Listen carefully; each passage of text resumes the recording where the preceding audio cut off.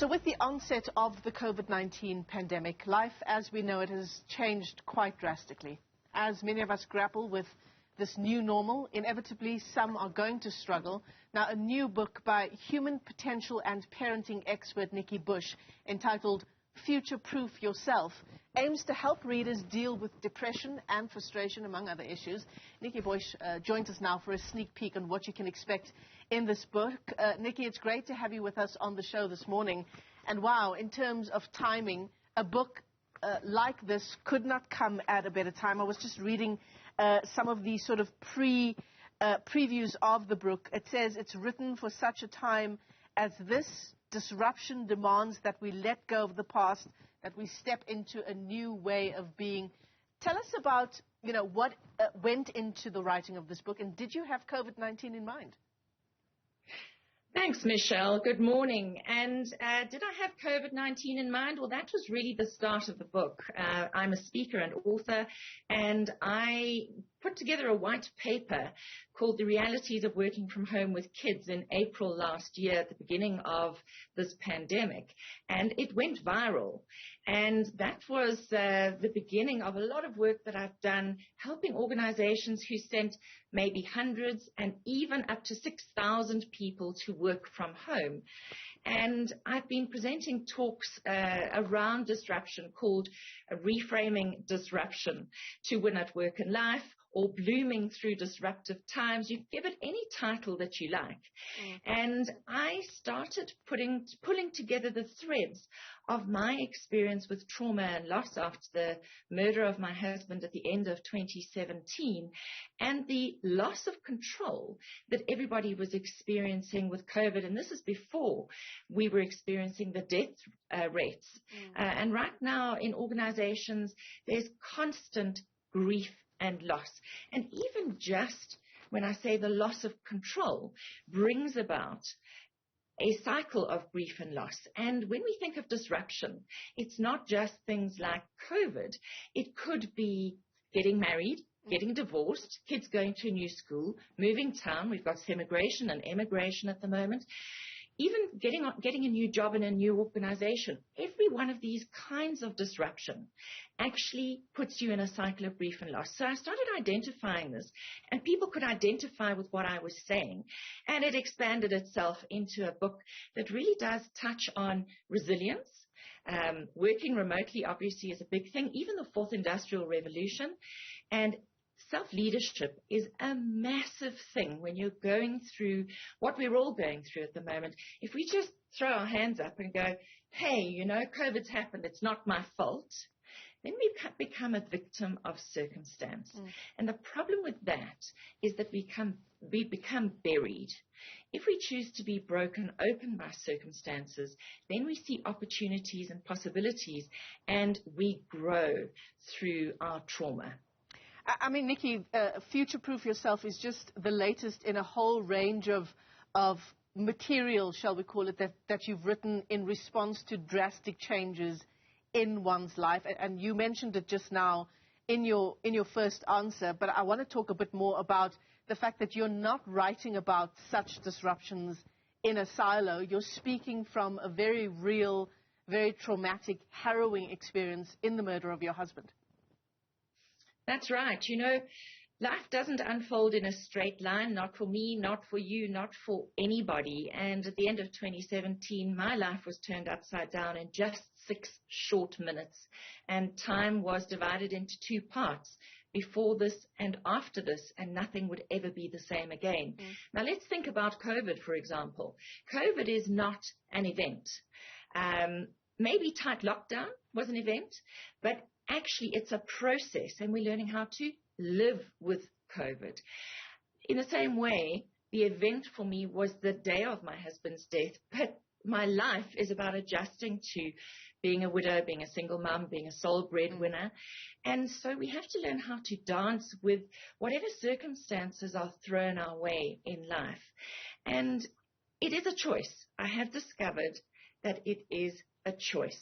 We can get drowned in the collateral damage, but if we choose to keep perspective, then it's amazing how you can see the collateral beauty in any situation. Wow. And it took me quite a few months, after my husband's death. And I have to tell you, the 24 months after my husband's death were horrific. They really, really were. But the weird thing is one has to get back on one's bicycle because you have to earn a living to look after your family. Yeah. And work is actually a good thing. So I'd just like to say to all our viewers that if you have a job, if you're part of a team, celebrate that. We do not do life alone. We weren't built to do life alone. And COVID has put us, of course, in a space of weird isolation. But there are so many ways to stay connected at this time, and we need to reach out. And I think what's really important in the book, there's a strong thread, as I said, of self-leadership. If somebody throws out a life raft to you, you need to grab onto it. You have to participate in your own rescue. I think there's a big difference between being rescued and being empowered. And we need to guard against always rescuing people, because when you hold them in a victim space, they tend to shrink. They get minimized. And we need to empower people to grow into the solutions that are out there for whatever is facing them at this time. I mean, Nikki, so much of what you're saying, I can just imagine our viewers at home who no doubt have gone through some sort of loss, whether it's in their own circles or whether it's their friendship circles, specifically over the months of COVID-19.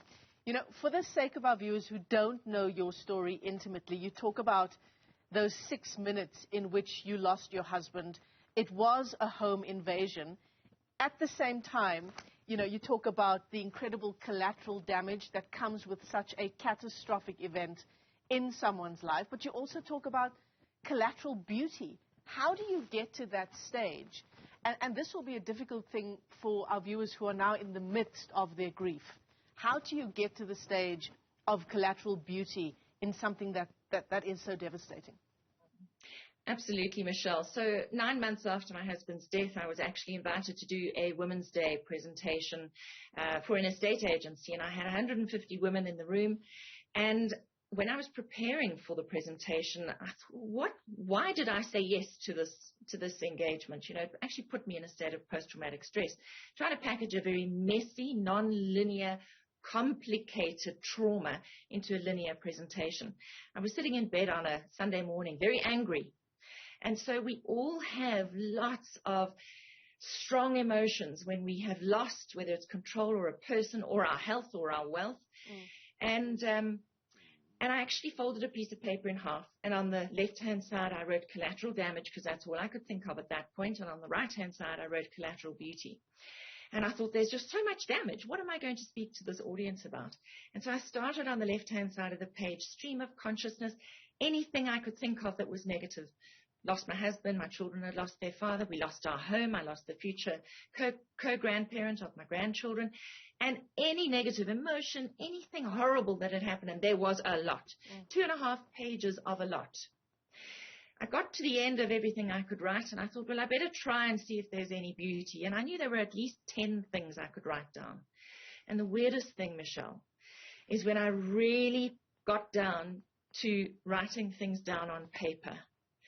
There were 2.5 pages of negative, and there were 5 pages of positive, the collateral beauty, the opportunities, the possibilities, the amazing things that had happened, amazing people who'd walked in, the lessons I'd learned about myself. It blew my mind. And it's an exercise in keeping perspective. And if you can keep perspective, then you have the power to reauthor your life. And I would say that was a very big turning point for me in the journey with loss and grief and adjustment to the trauma. And every one of our viewers is going through a major process of adjustment right now. So the book has a very strong theme of empowering yourself to take this journey of adjustment. And it doesn't mean ignoring the negative emotions. It means acknowledging them and working with them and learning about who you are through this process. Sure. Incredibly powerful, incredibly beautiful. Nikki, before I let you go on that beautiful note that you've just ended us off on, I want to also talk about this what-if list that you've also come up with, because in the midst of such a devastating loss as a partner, a loved one, there comes the administrative worry, whether it's tying up a life and continuing with your own life, especially in a context where you have children. This what-if list of yours, incredibly important as well. Yes, so if you go to nikkibush.com, you can download my what if file checklist. And obviously I had to wrap up my husband's life, which really boils down to paper, policies, and money at the end of the day. It doesn't matter how much or how little you have, you step into a bureaucratic nightmare that really is not empathetic. And the best thing you can do is to love each other enough to leave your affairs in order. And right now, with the pandemic, with so much illness and death around, people are relooking at their wills. They are looking at their affairs. Now, I thought I was well prepared. I had a what-if file before my husband died, but only once I started wrapping up his life did I realize I was underprepared. And there are 43 items on my what-if file checklist. So I invite our listeners to go to nikkibush.com, download a copy, and of course the book is not about the what-if file, but it is about when a what-if moment strikes. And for all of us, there will be a moment in our lives. And COVID is one of them. And just as we cannot un-COVID ourselves, I cannot un-widow myself. Sure. Nikki Bush, great pleasure talking to you this morning. Thank you for those incredible insights. She's a parenting expert. She's an author as well. Her latest book, Future Proof Yourself, How to Win at Work and Life. It's incredibly timeless given the COVID-19 pandemic, but whatever you're going through, find the collateral beauty in your life. Nikki Bush, thanks very much indeed.